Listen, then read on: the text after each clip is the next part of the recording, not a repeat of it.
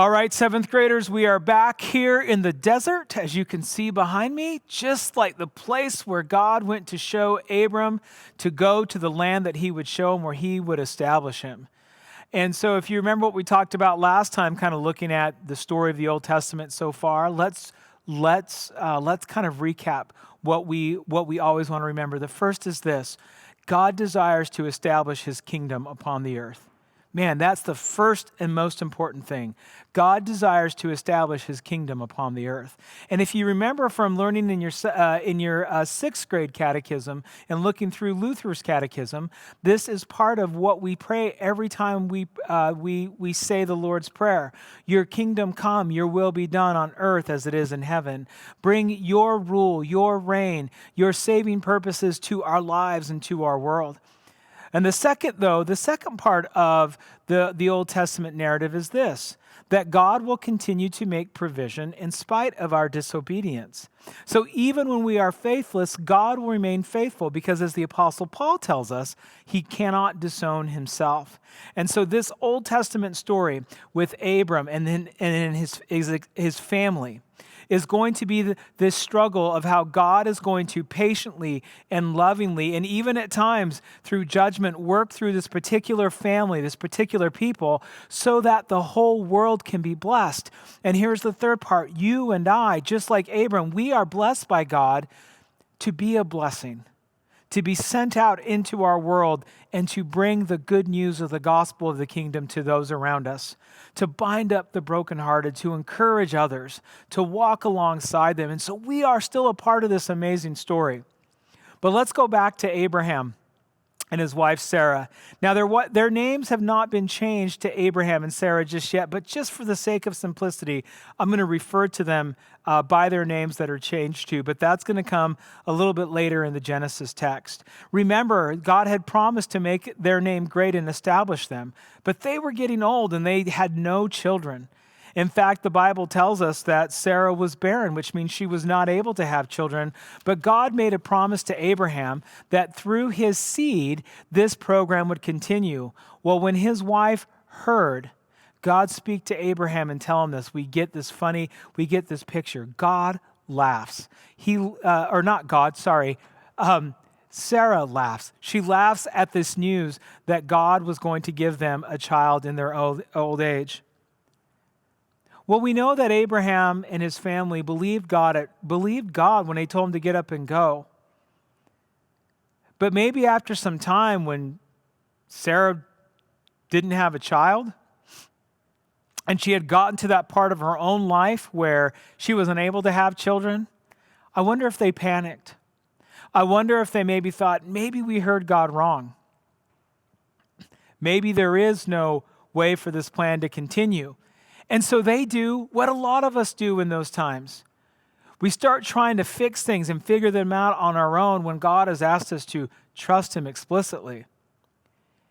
Now, it was a different culture and a different place, and so Abraham not only was married to Sarah, but he had a lot of handmaidens and servants who lived with them. And there was this one lady from Egypt, and her name was Hagar. And she was Sarah's maidservant. And Sarah went to Abraham and said, I have an idea. Maybe you and Hagar can have a child so we can keep this family thing going. Now, I know what you and I are probably thinking: that's not going to end well. Who in their right mind would do that? And if you were Abraham, what would you do? I think it's easy for you and I to sit here and look at it thousands and thousands of years later and go, there's no way we would do that. But again, it was a different time and place. The world, in some ways, looked different than it does now, but in a lot of ways, it was exactly the same kind of world that we live in now. Abraham and Hagar have a child. His name is Ishmael. Now, here's an important thing to kind of remember. I think it's a really just incredible detail of the story. Sarah, Abraham's wife, and Hagar, her maidservant, really didn't like each other. In fact, at one point, Hagar tried to run away, but God told her, go back to your handmaiden, go back and be faithful to Abraham and to Sarah, and don't worry, I'm going to still establish you and make you great. And so Hagar gets pregnant.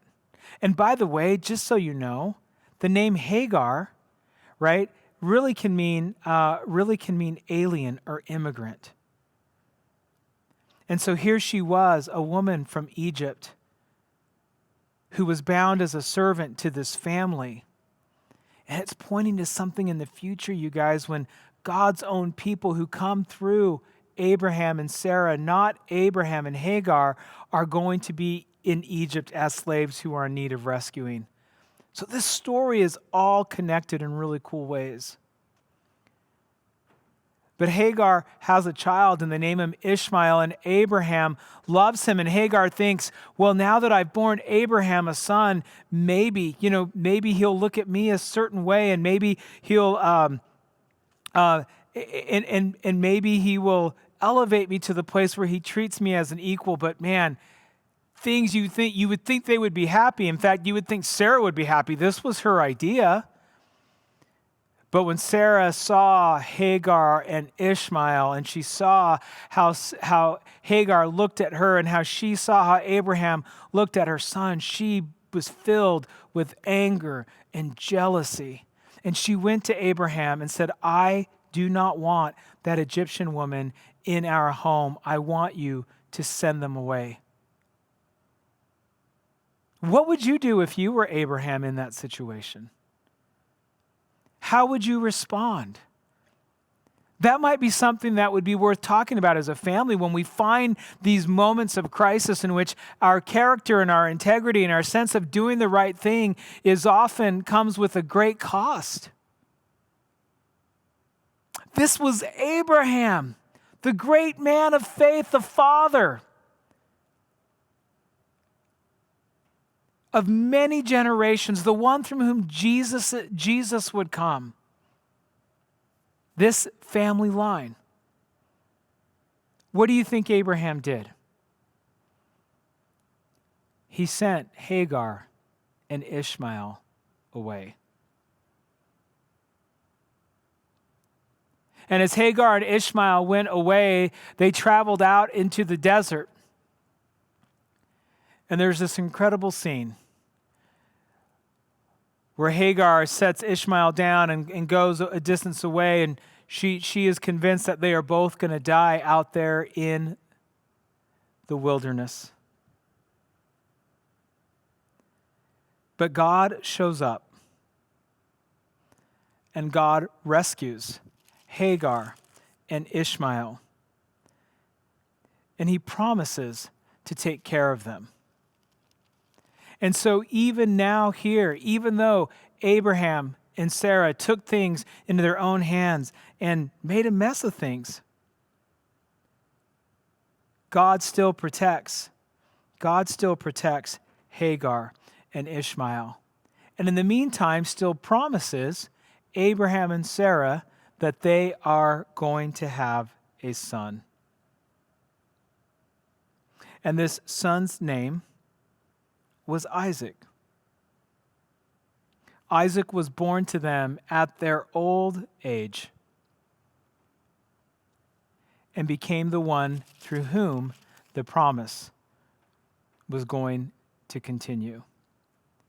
And just by the way, just so you have kind of the proper order of things, Ishmael and Hagar were kicked out of the home after Isaac was born. So there was contempt on a couple of different levels. When they found out when Hagar